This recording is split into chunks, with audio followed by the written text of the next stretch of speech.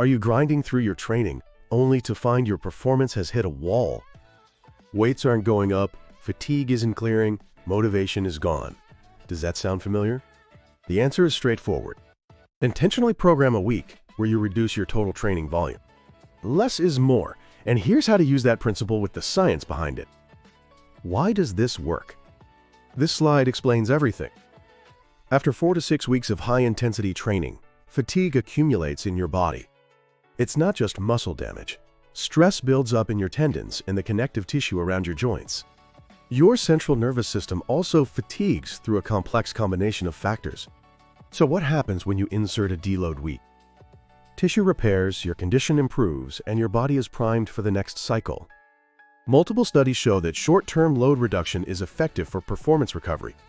This is evidence built through decades of research in exercise physiology and sports science. It's supported by multiple studies, including the 2007 meta-analysis by Bosque and colleagues.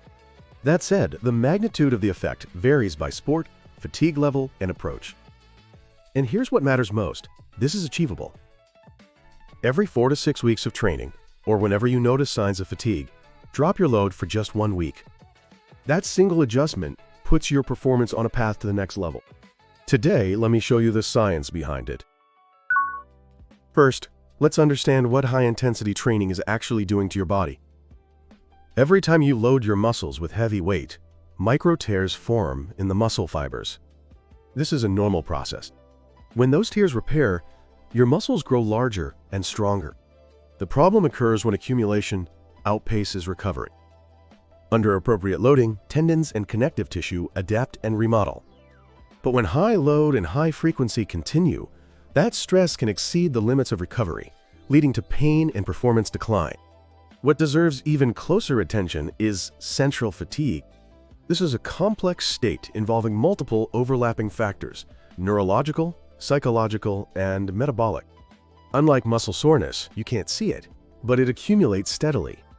And when cortisol, your stress hormone, stays elevated, it can affect your conditioning, sleep quality, and hormonal balance. Keep in mind that hormonal responses vary significantly between individuals, and other factors like sleep and nutrition are also deeply involved. At that point, no matter how hard you train, growth stalls. Are you experiencing any of these signs right now? The first sign, chronic fatigue. You're getting enough sleep, but the fatigue won't clear. You wake up in the morning already tired. This is a signal that goes beyond muscle fatigue. It reflects a combination of central fatigue and metabolic stress. The second sign, sleep disturbance. You're training hard, yet paradoxically, you can't sleep. Sustained high-stress states tend to disrupt sleep through elevated cortisol and sympathetic nervous system activation. Lifestyle factors, pain, and psychological stress add to this picture. The third sign, loss of motivation to train. The gym you once loved now feels like a burden. This is not a willpower problem. It's a signal that central fatigue, chronic stress, and sleep deprivation are compounding on each other. Beyond these three, also watch for an elevated resting heart rate, performance declines lasting more than 2 weeks, and mood disturbances. When these stack up, your body is likely heading toward under-recovery. The belief that you can push through it is what makes things worse. The science makes this clear. So when you take a deload week while maintaining adequate nutrition, what's actually happening inside your body? First, muscle and tissue repair accelerates. Training at reduced load helps maintain muscle protein synthesis while supporting the repair of accumulated damage. Inflammation in the tendons and surrounding tissue settles, and tissue remodeling is promoted. Next, your conditioning improves. As fatigue clears, subjective recovery and sleep quality tend to rise. Hormonal markers may also improve depending on your situation, but individual variation is significant, so combined improvements in sleep and nutrition matter just as much. Here's what I want to emphasize: the role of nutrition. If your energy intake is insufficient, recovery won't progress even when you reduce training. The IOC consensus on energy availability makes this explicit. A deload isn't complete by simply resting. Eating is part of the recovery strategy. And central fatigue, too, resolves through this combined approach. When you feel like you're resting, your body is actually doing its most important work. There are 3 main approaches to structuring a deload. The first approach: Reduce your sets. Keep the weight the same and cut the number of sets per exercise by 30 to 50%. This is the foundational strategy most recommended by contemporary sports science. By maintaining intensity while dropping total volume, you preserve neural and strength adaptations while clearing fatigue. The second approach, reduce the weight. If you're experiencing joint pain or discomfort, dropping roughly 30 to 50% from your usual weight is a valid option. However, significantly reducing weight weakens the training stimulus.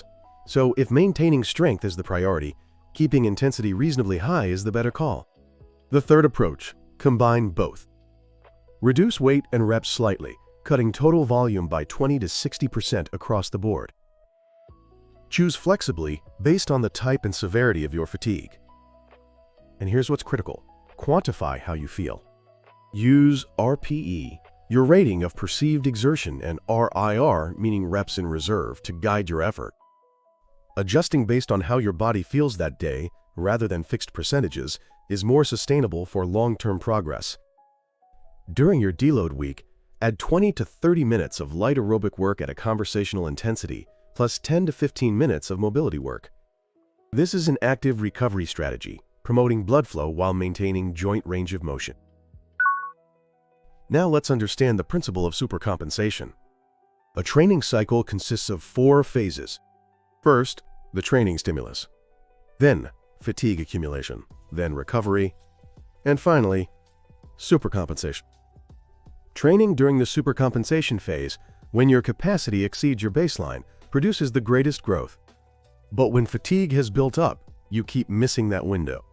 A deload is the deliberate strategy to create that window. The 2007 meta-analysis by Busquet and colleagues showed that tapering through short-term load reduction improved performance by an average of approximately 3%. That might seem like a small number, but at a competitive level, where records are broken, that few percent is often the decisive difference. Elite athletes don't do this by instinct, they do it by design. That said, the frequency and structure of deloads depend on your competitive calendar and fatigue state. Every 4 to 6 weeks is a guideline. If performance is stalling earlier, implementing a deload ahead of schedule is an important call to make. Even if you're not a professional, this principle works the same way for you. Observe your body's signals and integrate deloads with flexibility. That's what bends your long-term growth curve. Now let's get specific. Here's how to actually design your deload week. Let's say you're currently training 4 days a week. During your deload week, drop to 3 sessions. In each session, keep the weight the same and cut your sets by 30 to 50%. This drops total volume while preserving the neural and strength stimulus. This is where self-regulation matters. Each set should feel somewhere between light and somewhat easy on your RPE scale. If it still feels quite hard, it's not a deload. Add 20 to 30 minutes of light aerobic work. The intensity benchmark. You should be able to hold a conversation. Walking, easy cycling, swimming. Promote blood flow and deliver nutrients to the connective tissue around your joints. Add 10 to 15 minutes of mobility work. Carefully work through range of motion in the hips, shoulder girdle, and thoracic spine. And don't overlook nutrition. Don't drastically cut your food intake just because it's a deload week. When energy availability is low, recovery won't progress even with reduced training load. Maintaining the nutrition needed for recovery is a non-negotiable baseline. A deload is neither complete rest nor business as usual. It's a purposeful recovery strategy with intentional load adjustment. Let's bring together the key points from today. Here's your summary. First, a deload is not weakness, it's strategy. Every 4 to 6 weeks, or when you notice signs of fatigue, program 1 week where you maintain intensity while cutting total volume by 20 to 60%. Multiple studies support short-term load reduction as an effective tool for performance recovery. But the magnitude varies by individual, sport, and method. So rather than chasing a fixed number, what matters is observing your own body's recovery response. Second, don't ignore the signs. Chronic fatigue, sleep disturbance, and loss of training motivation, combined with an elevated resting heart rate, prolonged performance decline, and mood changes, are signals of under-recovery. The science tells us these are not things to push through with willpower. They are signals that your body is calling for adjustment. Third, recovery is a combined strategy. To maximize the effect of a deload, sleep, adequate nutrition, light aerobic work, and mobility training must work together as a foundation. Without sufficient energy availability, reducing load alone won't drive recovery. Rest and nutrition, both wheels must be turning for a deload to work. Are you experiencing chronic fatigue or stagnation right now? If so, this may not be the time to slack off. It may be the optimal time to recover, with the science behind you. Share your strategy in the comments below. Thanks for investing in your health today. This channel explores the science of the human body and health through an evidence-based lens. Not emotion, science, not trends, data. That's how we illuminate your path to body optimization. Subscribe, and let's uncover the truth about your body together. Turn on notifications, and every time a new video drops, your health knowledge moves up another level. Until next time.